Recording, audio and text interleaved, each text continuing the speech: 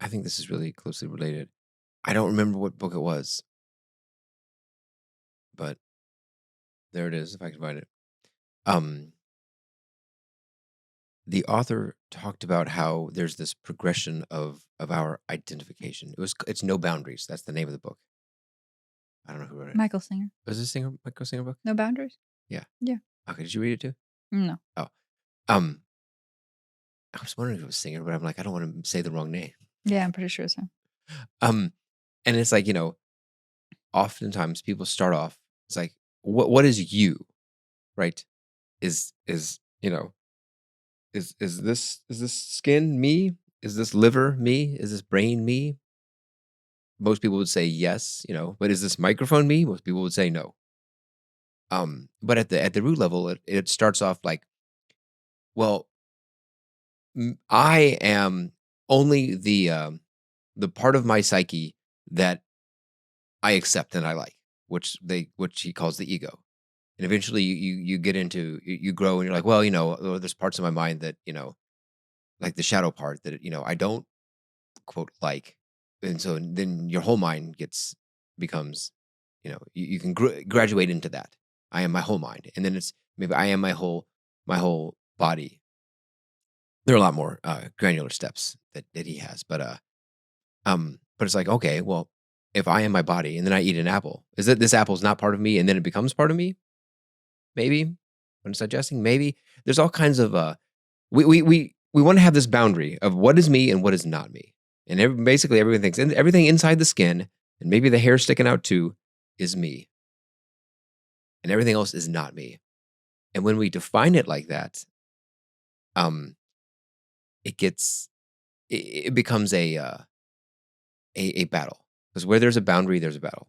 Well, in that case, he's just simply describing the binary nature of our programming. Right. We're designed to exist and then not exist.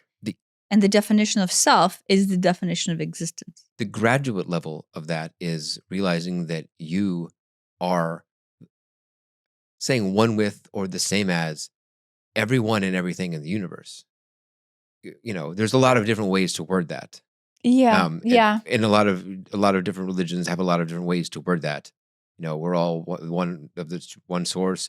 We're all fractals of the light. Word that how you will. But anyone if you've done meditation, there's a chance you've touched on that, on feeling what that really means. It's one thing to hear it and to, but to actually feel what that really means. Yeah. And then there's like, oh, you couldn't possibly, start a war or swat a fly because it's all you. It doesn't even make sense at that point. Yeah, no, I agree with everything he says. When you're reading his book and you're in that frequency transmission, basically that's what all books are.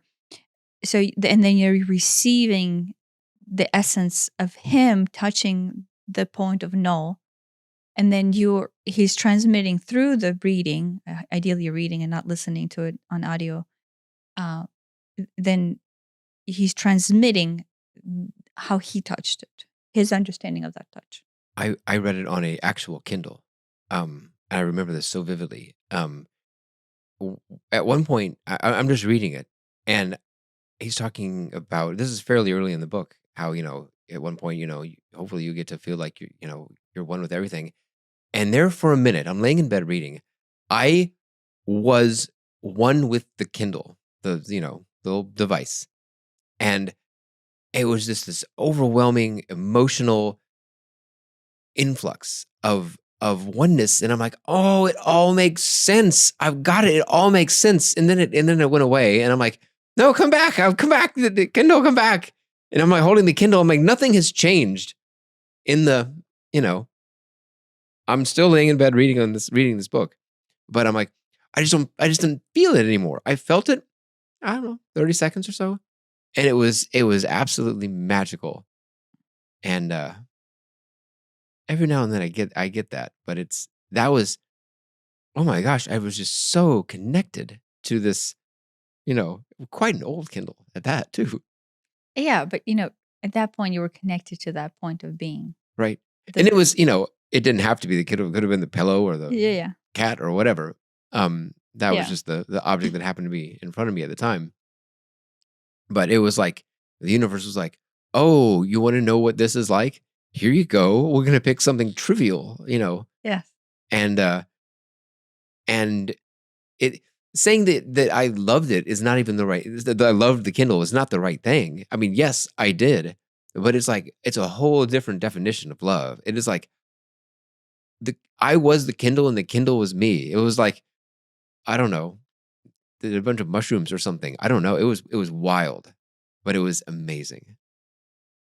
And it's like if I just hope everybody could feel that in their lives. No, I think that's the goal of the universal consciousness is everybody actually gets to feel it. And then depending on how much you want to admit this to yourself, we've talked about this before, you end up chasing it. Because something is missing. Yeah. The universe lets you know, oh wait, here's what's missing. And you know that is the most point of truth. You already know that that is the essence of you.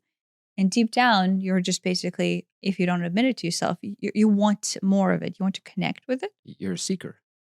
Sure. That's the term, isn't it? For people on a spiritual journey, Um, oftentimes. you're a seeker until you realize what is it that you're seeking. And then and after you realize that, oh no, I'm just trying to remember my truth.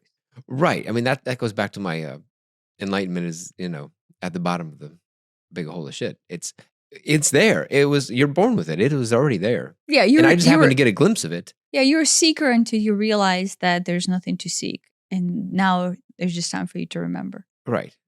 Yeah. Yeah. It's like the difference between instead of having to go out and find it in the world, in the maze, in the jungle, in the mountains, in the caves, it's like, oh, you have it. You just need to uncover it. You just need to uncover it's wrong. You need to stop hiding it. Well, You mean to remember you have it yeah, but and let it shine. this is what I want to this is what I want the episode to be. I want to really hammer in onto the idea that hiding it simply means holding definitions. That's it, right? In order for you to actually